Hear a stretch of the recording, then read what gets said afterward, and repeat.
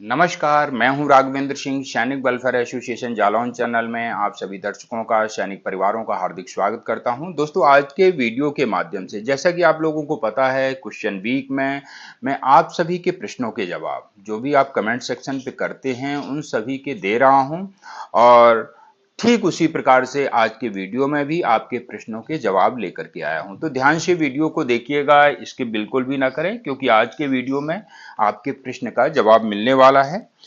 और फिर भी यदि किसी सैनिक भाई का प्रश्न छूट जाता है तो चिंता ना करें, अगले वीडियो में आपके प्रश्न का जवाब अवश्य दे दिया जाएगा। और हो सकता है पिछले वीडियो में आपके प्रश्न का जवाब दे दिया हो, और चाहे तो आप हमारे यूट्यूब चैनल पर विजिट करके उन वीडियो को देख सकते हैं जिन वीडियो में आपके प्रश्न का जवाब दिया गया है।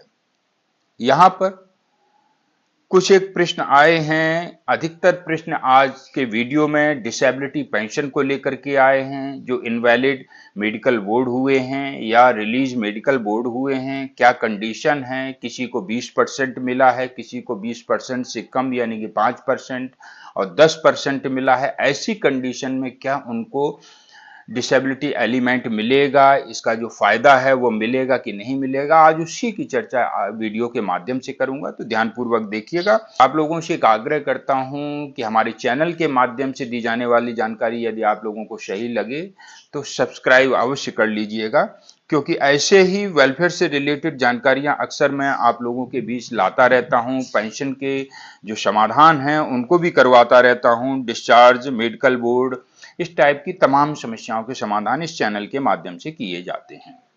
पहला प्रश्न आया है सोमू हिंदी सॉन्ग आईडी से। प्रश्न आया है, लिख रहे हैं, मेरा 17 साल नौकरी है और 50% डिसेबिलिटी मिला है। 1965 में ज्वाइनिंग हुआ और 1982 में डिस्चार्ज हुआ। 16 साल 11 महीने 25 दिन इनकी सर्विस है। यहाँ पर जो भी सैनिक भाई प्रश्न करते हैं, मैं आप लोगों को कई बार बता चुका हूं, फिर भी आप मुझे आधी अधूरी जानकारी प्रश्न में लिखते हैं। आप कब रिटायर हुए हैं, कितनी सर्विस करके रिटायर हुए हैं, किस रैंक से रिटायर हुए हैं, ये 3 चीजें आप अवश्य लिखा करें, तभी आपकी पेंशन का कैलकुलेशन सही करके मैं आप लोगों को बता पाऊंगा। अन्यथा की स्थिति में मैं खुद ही कंफ्यूज रहता हूं कि आप प्रश्न में क्या पूछना चाहते हैं। जैसे कि आपने लिखा कि 17 साल नौकरी किया है, परंतु आपने इसमें रैंक नहीं लिखा। 17 साल सिपाही भी सर्विस करते हैं, टीएस नायक की भी 17 साल होती है, और प्रीमेचर हवलदार भी आते हैं 17 साल सर्विस करके। ऐसी कंडीशन में मैं आपका यहाँ पर सवाल का जवाब नहीं दे पाऊंगा। अगले वीडियो में आपके प्रश्न का जवाब मिल जाएगा यदि आप प्रश्न को क्लियर कर देंगे तो। अगला प्रश्न आया है श्याम सुंदर सिंह जी की आईडी से। प्रश्न आया है, लिख रहे हैं, जय हिंद सर, 15% मिला है और एट्रीब्यूटेबल हूं, बैटल कैजुअलिटी भी मिला है। देखिए, बैटल कैजुअलिटी के संबंध में इनवैलिड मेडिकल बोर्ड आउट भी कुछ सैनिक होते हैं और रिलीज मेडिकल बोर्ड करवा करके भी कुछ सैनिक आउट होते हैं। वैसे तो रिलीज मेडिकल बोर्ड जिनको करवाया गया है उनका 20% होना अनिवार्य है। यदि इससे कम होता है तो आपको बेनिफिट नहीं मिलेगा, भले ही आप बैटल कैजुअलिटी क्यों ना हो। परंतु आपकी बीमारी के अनुरूप आपको मेडिकल अथॉरिटी के द्वारा ये रिकमेंड किया गया है कि आप सर्विस यानी कि मिलिट्री ड्यूटी के लिए अनफिट हैं और आपको इनवैलिड मेडिकल बोर्ड करा करके आउट किया गया है। ऐसी कंडीशन में यदि आपका 5% भी दिया गया होगा तो भी आपको इसका बेनिफिट दिया जाएगा। वहीं दूसरी कंडीशन में बैटल कैजुअलिटी जिनको शेल्टर अपॉइंटमेंट मिला है, यदि आप प्रीमेचर आते हैं, प्री रिटायरमेंट लेते हैं, ऐसी कंडीशन में या फिर कमांडिंग ऑफिसर के द्वारा आपका शेल्टर अपॉइंटमेंट विड्रॉ कर लिया जाता है और आपको घर भेजा जा रहा है, ऐसी कंडीशन में आपका रिलीज मेडिकल बोर्ड होता है और इस रिलीज मेडिकल बोर्ड में आपकी जो डिसेबिलिटी की परसेंटेज है वो 20% होना अनिवार्य है, तभी आपको इसका बेनिफिट मिलेगा, अन्यथा नहीं मिलेगा। और ये नया रूल है 21 सितंबर 2023 में जो डिसेबिलिटी को लेकर के नए रूल आए हैं वो वार इंजरी रिलीफ में लिखा है, war injury relief is a monthly disability pension calculated as a defined percentage of the last recoverable emoluments awarded to armed forces personnel who are retired or discharged from service voluntary and otherwise with a disability substance under circumstances accepted as category E and assist not less than 20%. War injury relief shall hereinafter replace the term war injury element in as far as disability compensation to armed forces personnel who are retired or discharged from service. और यहां पर एक line और लिखी गई है, this is a not pension and shall cease upon the demise of the recipient. जिनको भी वार इंजरी रिलीफ मिल रहा है, battle casualty, disability element, IMB या आरएमबी, इसके द्वारा उनको आउट किया गया है और आपको डिसेबिलिटी एलिमेंट मिल रहा है, ये आपके जिंदा रहने तक ही लागू है। इसके बाद में फैमिली पेंशनर्स को ये नहीं मिल पाएगा बेनिफिट, क्योंकि स्पष्ट लिखा है this is a not pension and shall cease upon the demise of the recipient। आप समझ गए होंगे। अगला प्रश्न आया है, रवि कुमार जी की आईडी से प्रश्न आया है, लिख रहे हैं मैं बैटल कैजुअलिटी ऑफ विजय 1999 कारगिल में जीएसडब्ल्यू हुआ था, अभी मेरे को 22% मिला है, मेरे को बैटल कैजुअलिटी आरएमबी कितना मिलेगा। देखिए आपने यहां पर प्रश्न में क्लियर किया हुआ है 22%। 22% के हिसाब से मैं आप लोगों को बताता हूं, यदि आपका बैटल कैजुअलिटी है, ऐसी कंडीशन में आपका 50% राउंड ऑफ किया जाएगा और इसके हिसाब से आपको पेंशन 100% लागू है, डिसेबिलिटी एलिमेंट 100% लागू है और आपको ये बेनिफिट मिलेगा। 22% का राउंडेड ऑफ होकर के 50% हो जाता है। सैनिक भाई ये भी प्रश्न करते हैं कि उनको इनवैलिड मेडिकल बोर्ड मिला है, यानी कि मेडिकल अथॉरिटी के द्वारा उनको डिस्चार्ज किया गया है। ऐसी कंडीशन में यदि वो एट्रीब्यूटेबल और एग्रावेटेड हैं तो चाहे उनको 5% डिसेबिलिटी रिकमेंड किया हो या 10% या कितना भी कम किया हो, उनको वो राउंड ऑफ होकर के 20% हो जाएगा और ब्रॉड बैंडिंग के हिसाब से असिस्ट होकर के ये 50% माना जाएगा।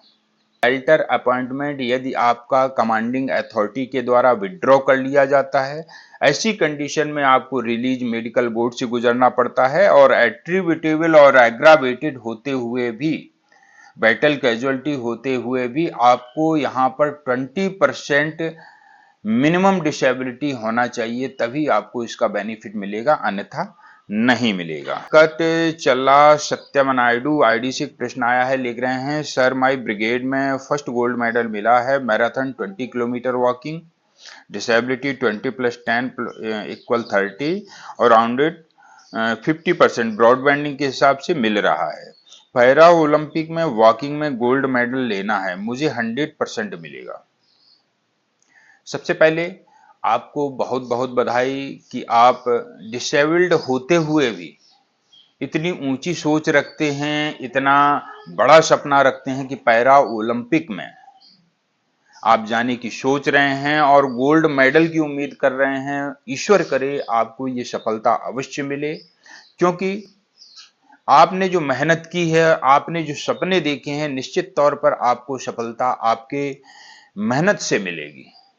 ईश्वर से प्रार्थना करूंगा आप अवश्य सफल हों और आप जैसा कि आपने लिखा है कि आपको 50% मिल रहा है, तो निश्चित तौर पर आपको ये बेनिफिट मिलता रहेगा और ईश्वर से कामना करता हूं कि आप इसमें सफल भी हों। इसके अलावा एक और प्रश्न आया है, ये सागर सुथूर जो की आईडी से प्रश्न आ रहा है, लिख रहे हैं sir please tell me invalid out medical board से 10 का 50 होता है या नहीं बताना। देखिए थोड़ी देर पहले मैंने आपको यही प्रश्न का उत्तर दिया है। इनवैलिड मेडिकल बोर्ड से जो आउट हुए हैं, रिलीज मेडिकल बोर्ड से आउट हुए हैं, दोनों की कंडीशन अलग अलग है। रिलीज मेडिकल बोर्ड में 20% होना अनिवार्य है, एट्रीब्यूटेबल टू एग्रावेटेड, इस टाइप से कंडीशन होनी चाहिए। बेशक आप बैटल कैजुअल्टी हैं, फिर भी 20% होना अनिवार्य है रिलीज मेडिकल बोर्ड में। यदि इससे कम हुआ तो आपको इसका बेनिफिट नहीं मिल पाएगा।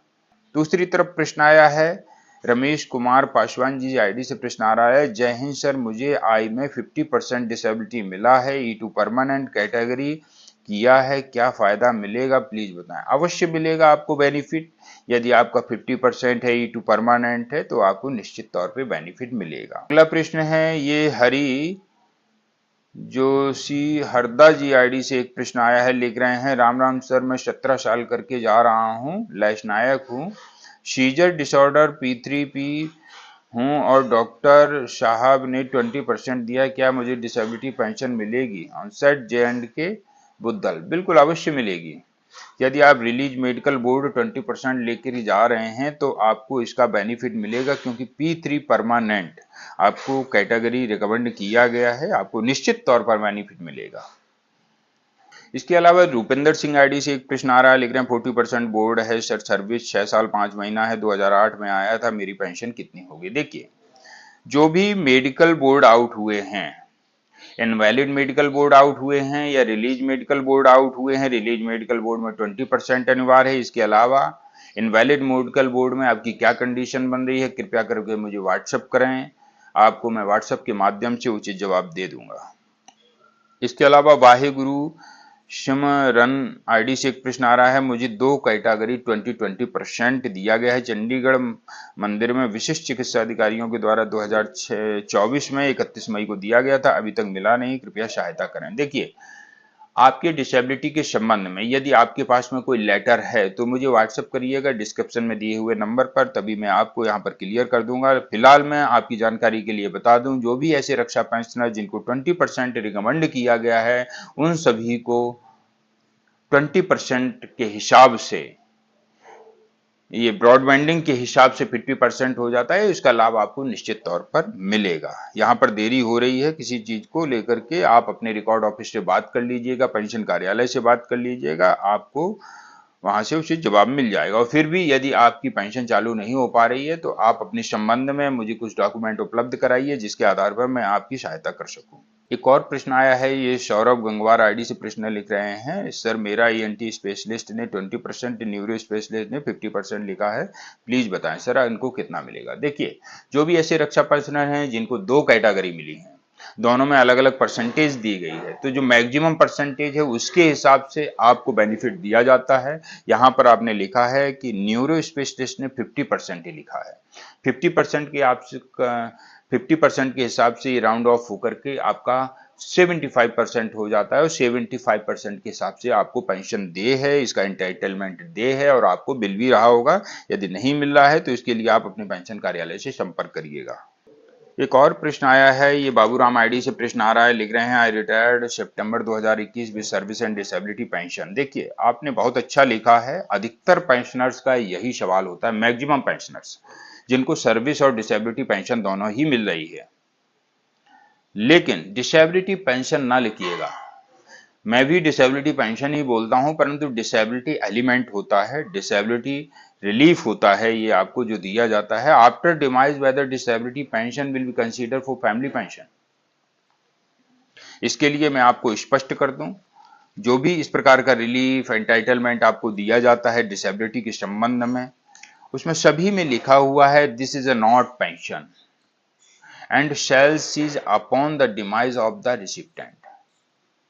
जब तक आप हैं तभी तक आपको ये रिलीफ मिल रहा है, डिसेबिलिटी एंटाइटलमेंट मिल रहा है। इसके बाद में फैमिली पेंशनर्स को ये रिलीफ नहीं मिलेगा, ये एंटाइटलमेंट नहीं मिलेगा।